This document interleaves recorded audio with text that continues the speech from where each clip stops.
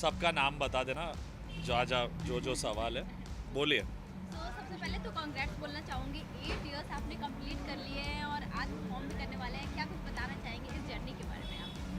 बस ये ऑब्वियसली ये आइडिया मेरा सिर्फ नहीं था, जो मेरी मैनेजर है शेरिश, उसने सोचा कि we should do something for all the अमालियंस।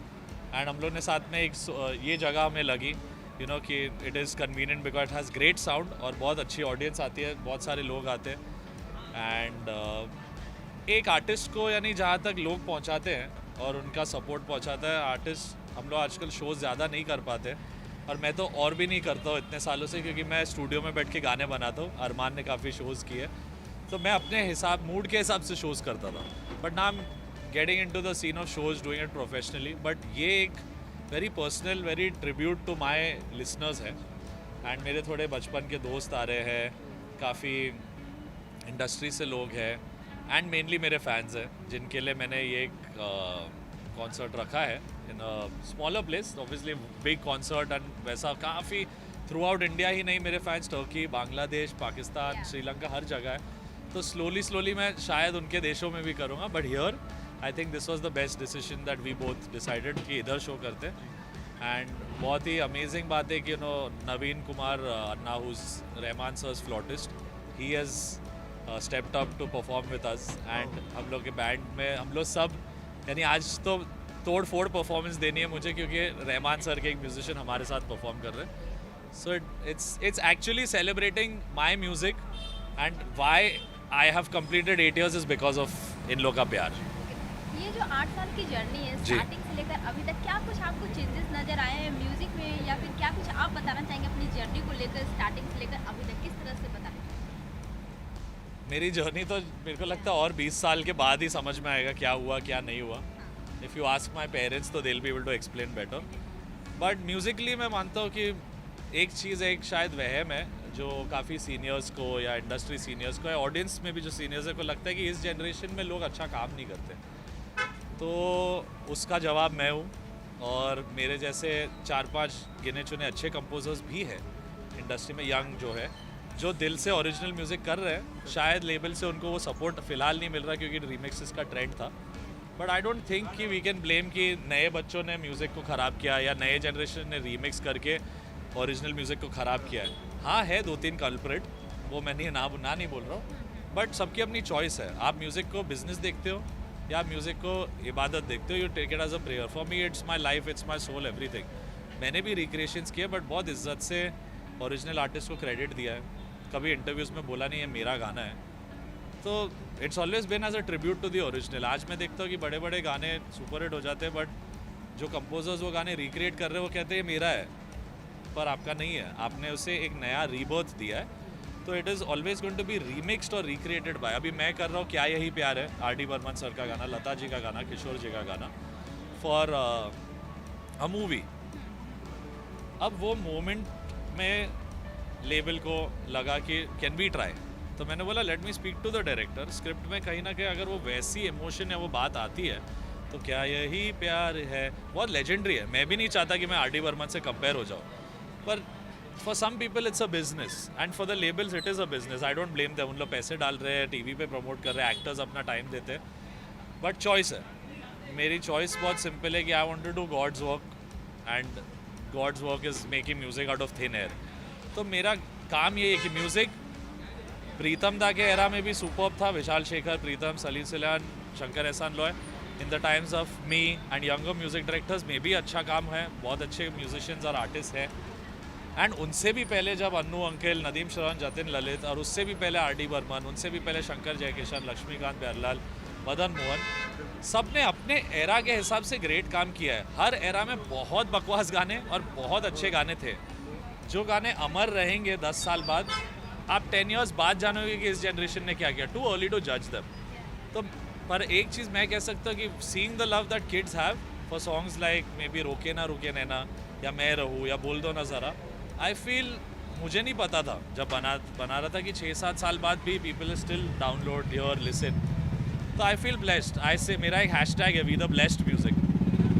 जानना चाहूँगी खालिद का DJ we the best music है, मेरा वी द ब्लेस्ड म्यूजिक है। ये इस मंथ में 2 लेजेंड को हमने खोया है, उस पे क्या कुछ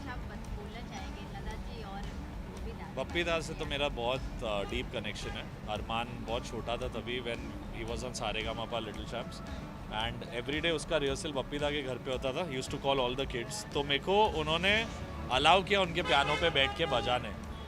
तो पप्पी लहरी जी की पूरी फैमिली, उनके बेटे, उनकी daughter in law, we are very close. And उन्होंने, हम लोग बहुत सक्सेसफुल म्यूजिक डायरेक्टर के बेटे नहीं है दोनों. My uncle is very very successful, Annu Malik. My dad legend talent, but उनको वो लेवल ऑफ सक्सेस, स्टारडम और इज्जत शायद हमारे द्वारा मिलने लग रही है.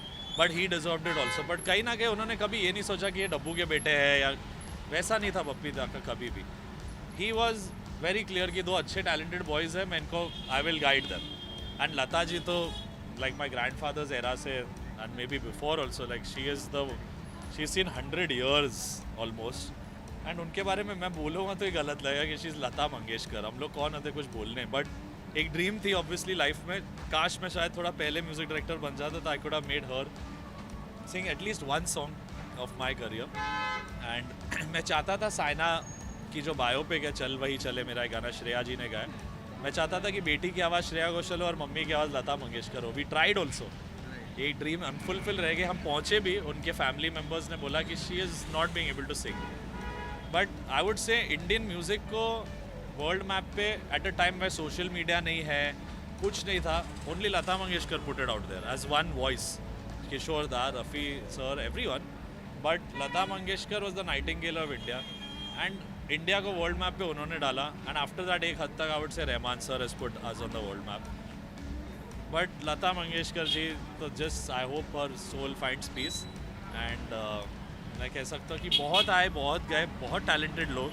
बट टेस्ट ऑफ टाइम हर एक हीरोइन आप ले लो, from Kajol to maybe even a younger kid, उन्होंने सबके लिए गाया है. सो नहीं, उनका काम और उनके म्यूज़िक को देख के यही समझना आना चाहिए कि कितनी मेहनत, कितनी रियाज और कितना वर्क किया किसी आर्टिस्ट ने, तो वो ऐसे गए हैं.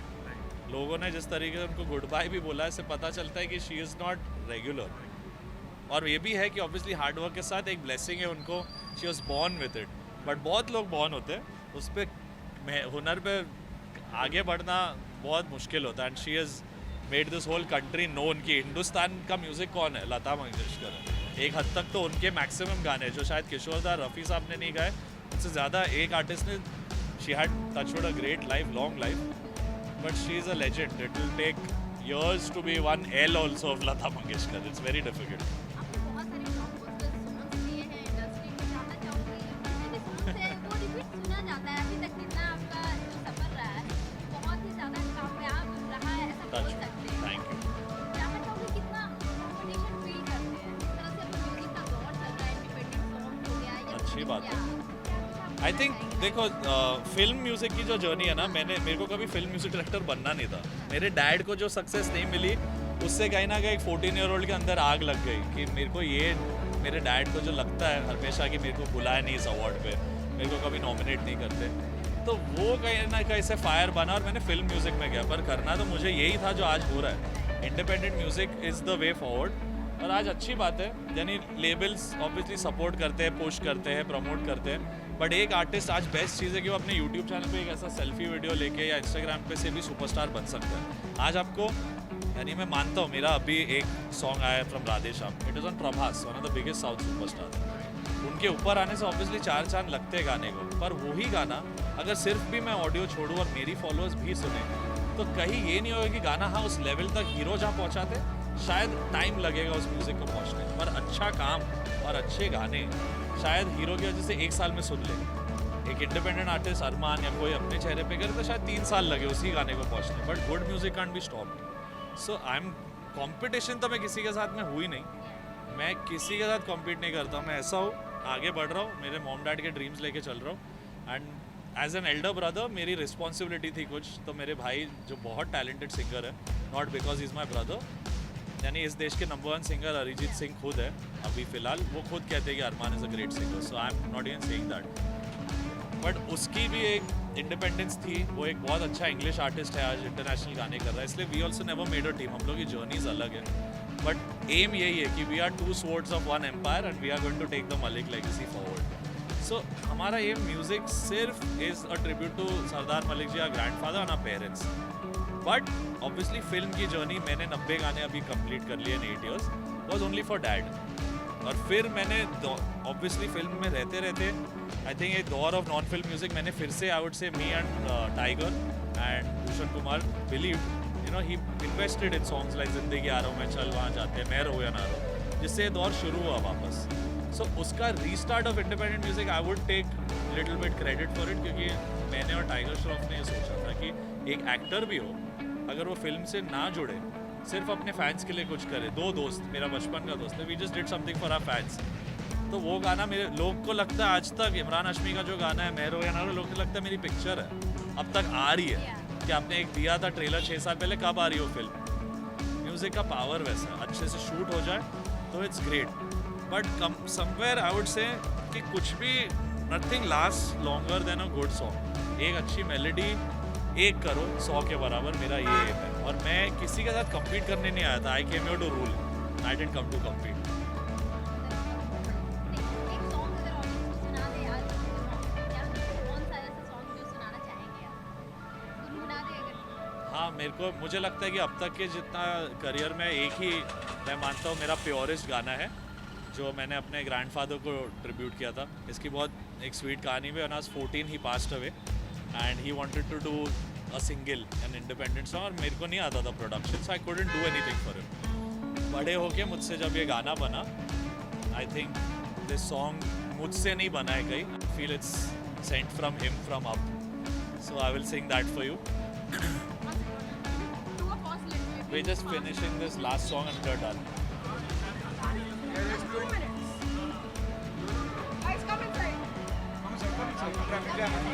भी आज मेरा बहुत इम्पोर्टेंट दिन है. First time I am performing in a club in Mumbai. नहीं तो it's all been all over the world and throughout India, but अपने होम टाउन में परफॉर्म कर रहा हूँ. I hope my grandfather hears it when I सिंग.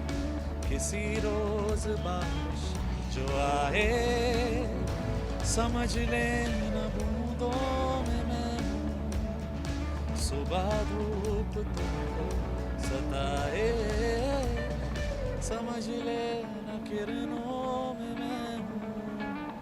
कुछ कहूँ या ना कहूँ तुम मुझको सदा सुनते रहना, बस इतना है तुमसे कहना, बस इतना है तुमसे कहना.